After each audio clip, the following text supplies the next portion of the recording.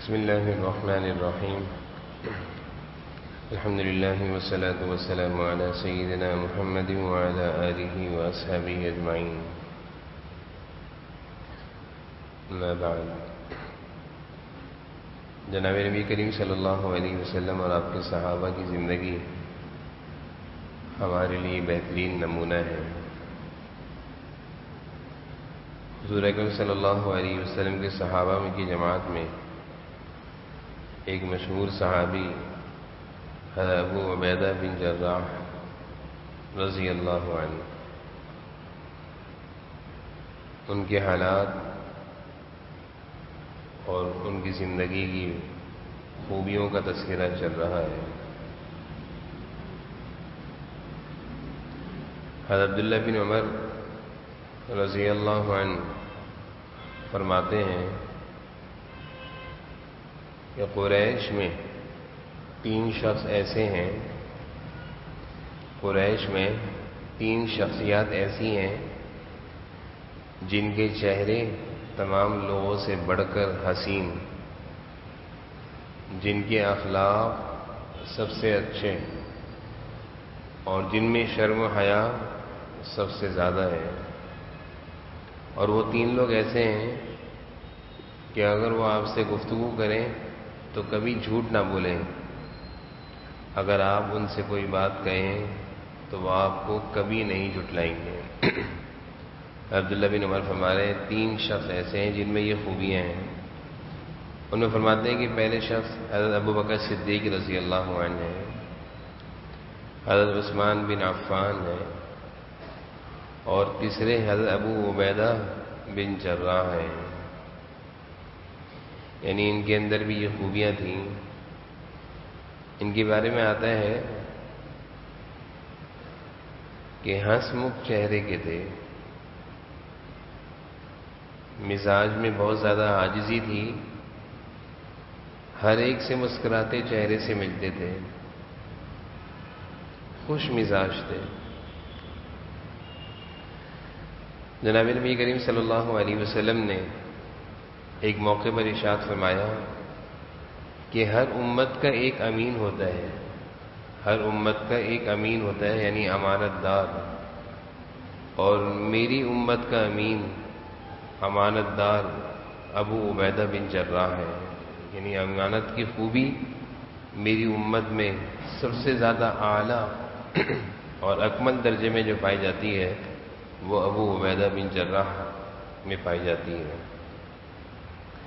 ایک موقع پر جناب نبی کریم صلی اللہ علیہ وسلم کے پاس عیسائیوں کا ایک وفد آیا، عیسائیوں کا، اور رسول اللہ صلی اللہ علیہ وسلم کی خدمت میں آ کر حاضر ہو کر عرض کیا کہ اپنے صحابہ میں سے ہمارے ساتھ کسی ایسے شخص کو بھیج دیں جسے آپ مناسب سمجھتے ہوں، تاکہ وہ ہمارے درمیان باہمی اختلاف میں ہمیں سمجھائے اور درمیانی رائے والا ہو. آپ صلی اللہ علیہ وسلم نے فرمایا اور عیسائیوں سے کہ شام کو میرے پاس آنا، میں تم لوگوں کے ساتھ ایک ایسا شخص روانہ کروں گا جو طاقتور بھی ہے، دیانتدار بھی ہے. اب یہ عیسائی ہیں، اپنے قوم کے فیصلوں کے لیے، اپنے درمیان جھگڑوں کے لیے حضور صلی اللہ علیہ وسلم سے ایک ایسے صحابی کو لے جانا چاہتے ہیں جو ان کے درمیان فیصلے کرے. آپ صلی اللہ علیہ وسلم فرماتے ہیں کہ شام میں آنا، میں ایک ایسا شخص دوں گا جو نہایت امانت دار ہوگا، امین ہوگا اور طاقتور بھی ہوگا. حضرت عمر رضی اللہ عنہ فرماتے ہیں حضرت عمر کہ شام ہونے سے پہلے میں حضور صلی اللہ علیہ وسلم کی مجلس میں موجود تھا، اور میں یہ بات چاہتا تھا کہ کاش حضور صلی اللہ علیہ وسلم مجھے امانت دار لوگوں میں شمار کریں. کہہ رہے میں جانا نہیں چاہتا تھا، مجھے عیسائیوں کے ہاں فیصلہ کرانے کا کوئی شوق نہیں تھا، لیکن جناب نبی کریم صلی اللہ علیہ وسلم کی زبان مبارک سے میں یہ اعزاز حاصل کرنا چاہتا تھا کہ میری امت میں اگر کوئی امانت دار ہے تو وہی عمر ہے۔ کہتے جب عصر کا وقت ہوا، شام کا وقت ہوا، آپ صلی اللہ علیہ وسلم نے نماز پڑھائی۔ نماز کے بعد سارے صحابہ کی جماعت آپ کے سامنے موجود تھی۔ آپ صلی اللہ علیہ وسلم مجمع پر نظریں گھما رہے تھے۔ حضرت عمر فرماتے ہیں میں اس انتظار میں تھا کہ ہو سکتا ہے میرا نام لیں۔ آپ نے نظریں گھمانے کے بعد آپ کی نظر پڑی ابو عبیدہ بن جراح رضی اللہ عنہ پر۔ آپ صلی اللہ علیہ وسلم نے انہیں اشارہ کیا، اپنے پاس بلایا اور ارشاد فرمایا کہ یہ جماعت ہے عیسائیوں کی، ان کے درمیان کچھ جھگڑے ہیں، کچھ اختلافات ہیں، تم ان کے ساتھ چلے جاؤ، عدل اور انصاف کے ساتھ فیصلہ فرمانا، عدل اور انصاف کے ساتھ فیصلہ کرنا۔ حضرت عمر کہتے ہیں کہ میں اس موقع پر سمجھ گیا کہ ابو عبیدہ ہم میں بازی لے گئے، ابو عبیدہ ہم میں بازی لے گئے۔ تو کیا خوبی تھی کہ حضرت ابو عبیدہ کو حضور صلی اللہ علیہ وسلم نے مقام اور یہ مرتبہ دیا کہ ان کے اندر امانت داری، دیانت داری بہت زیادہ تھی، جس کی وجہ سے آپ صلی اللہ علیہ وسلم نے ان کو یہ مقام اور یہ مرتبہ دیا۔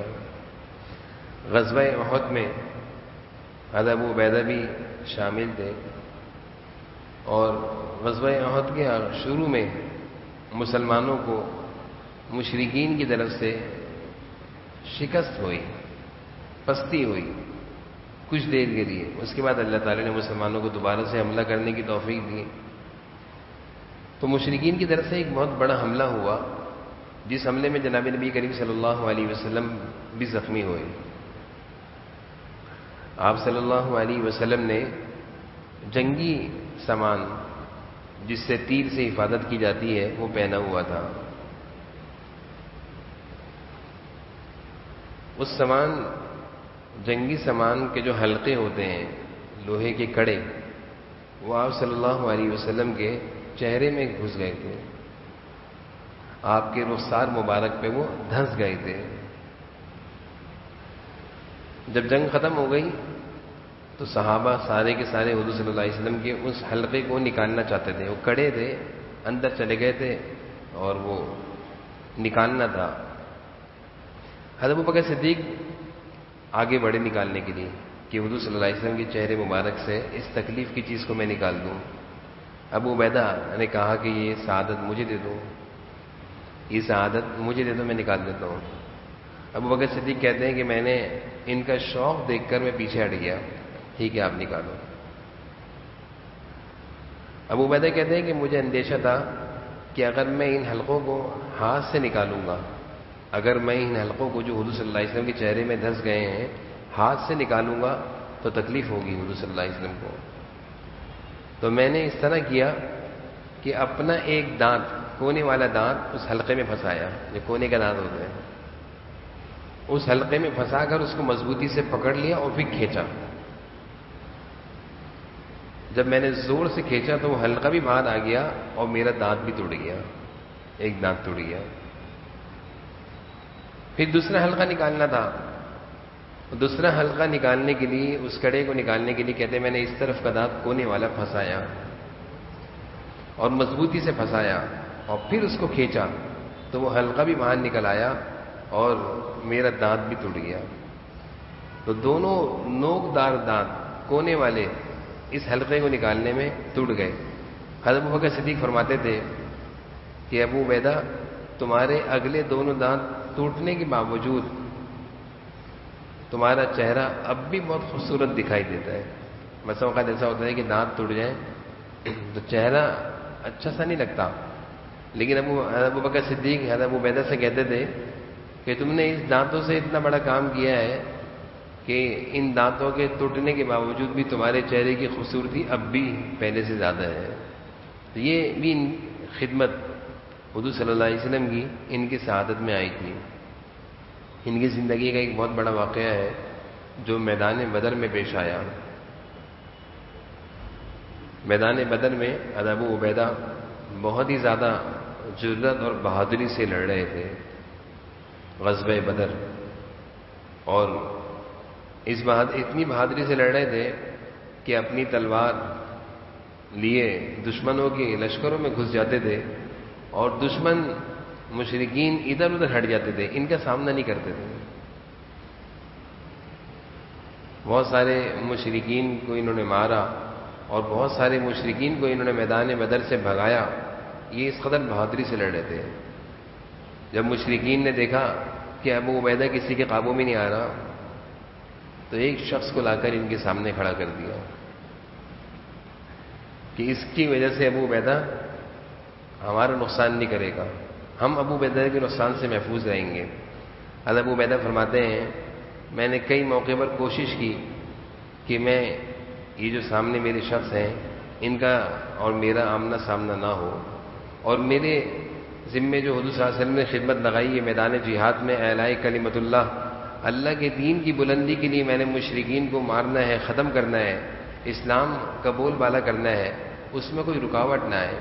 لیکن کہتے ہیں کہ بار بار وہ میرے سامنے آ رہے ہیں اور مشرکین کا دفاع کر رہے ہیں، مشرکین کا وہ دفاع کر رہے ہیں اور اسلام کو نقصان پہنچانے کے لیے میرے سامنے آ رہے ہیں۔ کہنے ایک دفعہ، دو دفعہ، تین دفعہ میں نے برداشت کیا اور پھر میں نے چوتھی دفعہ وار کیا اور اس وار سے میں نے ان کے تن سر کو جسم سے الگ کر دیا۔ اور وہ کون تھے؟ ان کے والد تھے، ابو عبیدہ بن جراح کے والد تھے۔ میدان بدر میں مشرکین کی طرف سے لڑنے آئے ہوئے تھے، لیکن صحابہ کے دل میں اللہ اور اس کے رسول کی اتنی عظمت تھی کہ وہ اللہ اور اس کے رسول کے آگے کسی کو بھی جو دشمن ہو برداشت نہیں کرتے تھے۔ ان کا یہ عمل اللہ کو اتنا پسند آیا، اللہ تعالیٰ نے قرآن کریم کی آیتیں اتار دی، لا تجد قوما یؤمنون باللہ والیوم الآخر یوادون من حاد اللہ ورسولہ ولو كانوا آباءہم، کہ یہ وہ لوگ ہیں جو اللہ اور آخرت پر ایمان رکھتے ہیں اور اللہ اور اس کے رسول کی مخالفین کو برداشت نہیں کرتے۔ یعنی مخالفین مشرکین میں باپ بھی سامنے آ جائے تو یہ ان کو برداشت نہیں کر رہے تھے۔ ایمان کا یہی درجہ ہونا چاہیے۔ ایمان کسی مفاہمتی چیز کا نام نہیں ہے کہ جہاں دیکھا کہ کوئی اپنا سامنے آ گیا تو مفاہمت کر کے اسلام کے احکامات پر سودا کر لیا، نہیں۔ ایمان اور اسلام تو انسان کو غیرت دکھاتا ہے، غیرت سکھاتا ہے کہ اللہ اور اس کے رسول کے احکام کی خلاف ورزی کرنے والا کوئی بھی ہو اس کو ہم سمجھائیں گے، اگر نہیں سمجھے گا تو اللہ اور اس کے رسول کا جو حکم ہوگا اس کے آگے وہ پورا کریں گے۔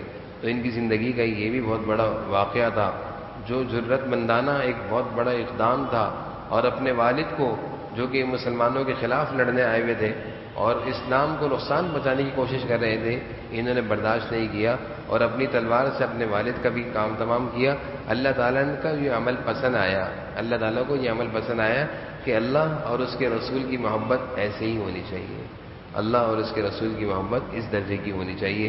تو یہ حضرت ابو عبیدہ بن جراح رضی اللہ عنہ کی زندگی کے مختصر سے کچھ حالات تھے۔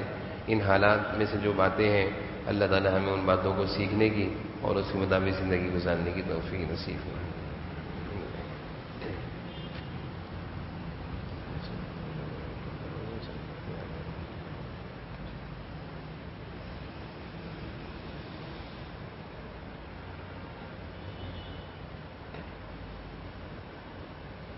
صلی اللہ علیہ خیر خلق محمد وعلی آلہ وصحبہ۔